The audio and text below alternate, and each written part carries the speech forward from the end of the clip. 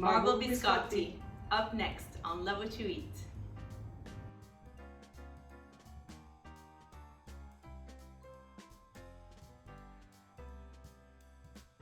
Alright, so we have all our ingredients out ready to make the marbled biscotti. My mom will tell you exactly what you need, but just to let you know that in the video description you'll have a full list of the ingredients and the directions.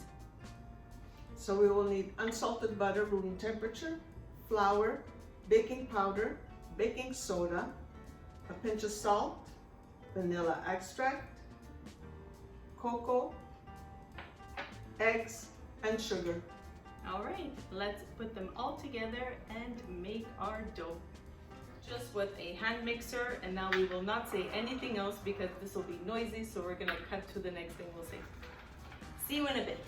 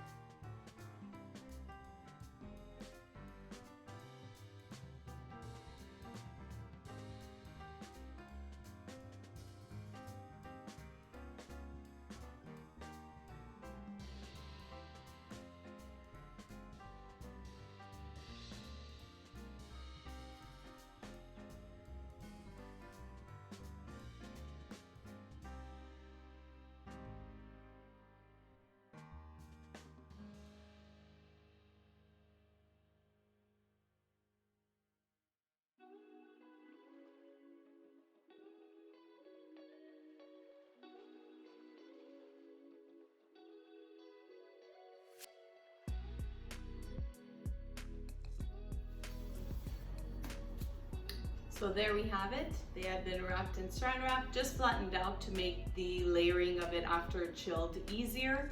They will be going in the fridge for 2 hours. They need to chill for 2 hours, and in the meantime we're going to clean up and we'll show you the next step. See you soon. Here you go.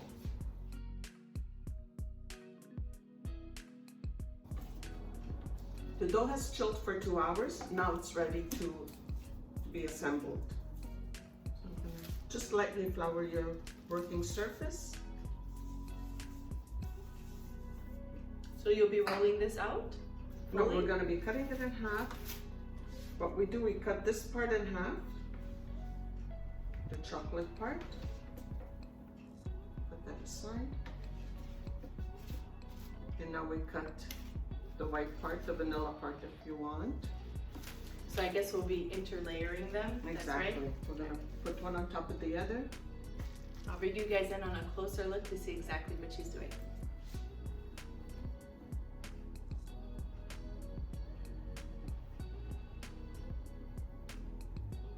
It's a little bit sticky, but that's okay. You just add the flour as you go along, if you need. That's the beauty of homemade. There we go. Nothing's ever perfect, but do they ever taste tasty? They do. They taste amazing.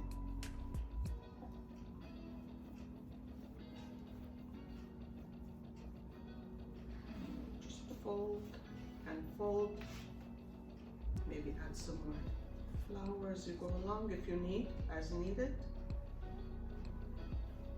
So the flour is just to make it easy to work with, but it's not to make it more dense. It's just so that it's not very sticky, correct? That's right. It's a soft dough, almost like cake-wise if you want.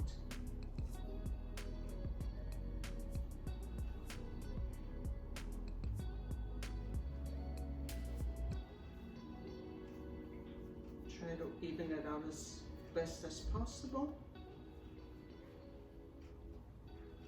This dough will tend to rise because there's baking powder and baking soda inside the recipe, so it will tend to rise a little bit. And we're gonna give it a little bit of an egg wash. So what we did is we just beat 1 egg and added about 2 tablespoons of water just to dilute it a bit, beat that up, and we will be brushing that on.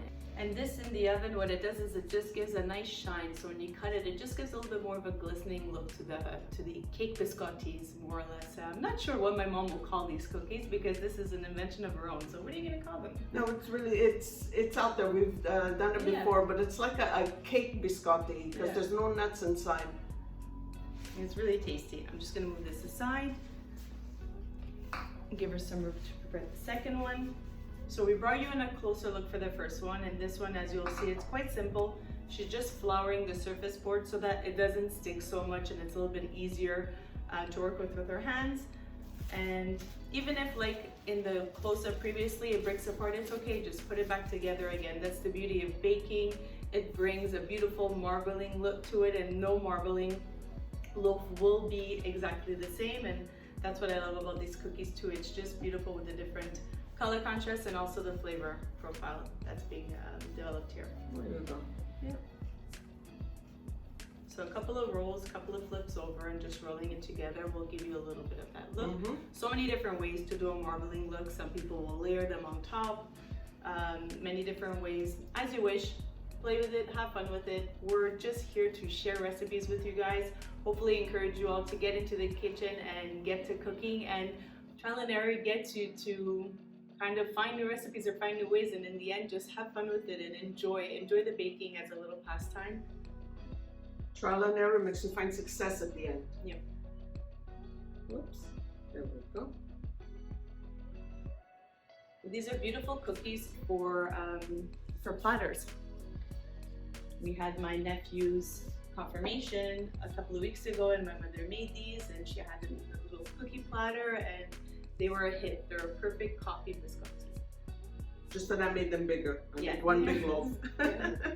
These ones here are making them a bit smaller. But even eating them on their own, it's a dry, soft, cracked crumble. It's not really a need to go to the dentist and fix your tooth kind of It's not necessary that it dunks in the coffee, but it dunks very well as well. Definitely you have to dunk this. So here's our second loaf. So we'll be just doing the egg wash again, and in the oven for how long? 350 preheated for about 25 minutes. Obviously always check your oven. Remove it from the oven after the baking is done. Let it cool in the cooking sheet for about 10 minutes, and then you transfer it over to a wired rack for about, I would say 40 to 45 minutes, because the loaves have to cool completely before we slice them. Perfect. So we're gonna finish egg washing them, and in the oven they go, and we will see you guys at the next step.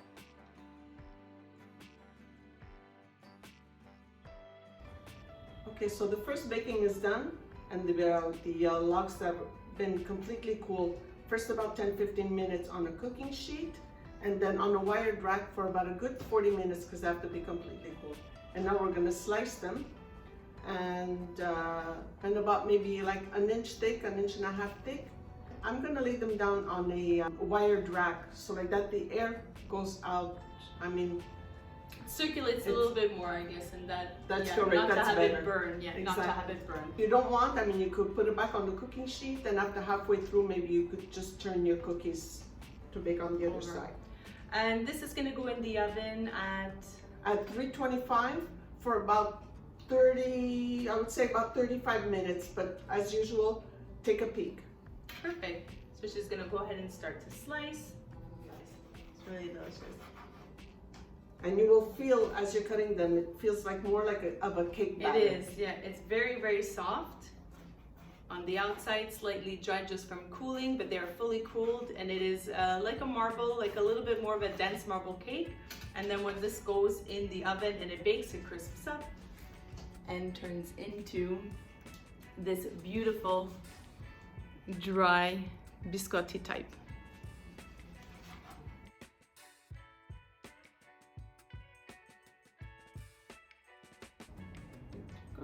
Alright, so we're going to continue this process, put them in the oven, and we will show you the final results. Any last words, Mother?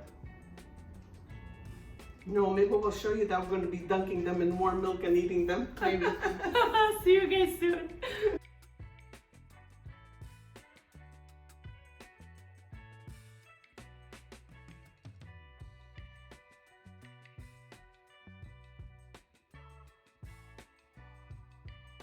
And there you have it. The cookies are done. They have just gotten out of the oven, and as you can see, they have a light glistening with the egg wash that we have done, and they have baked to the point where they're crispy. Still an easy type of bite, a little bit of a crumble, and also perfect to dunk, which is what we're gonna do. So yeah, anything you want to say about these biscottis? Dunk them. Yeah. Coffee, milk, hot chocolate, that's what they're done for. There we go. This is bringing me back. Growing up, we would dunk everything. Perfect. It's so good. You can eat them for breakfast, all the way up to bedtime, and any time in between. From our kitchen to yours, we appreciate that you tuned in.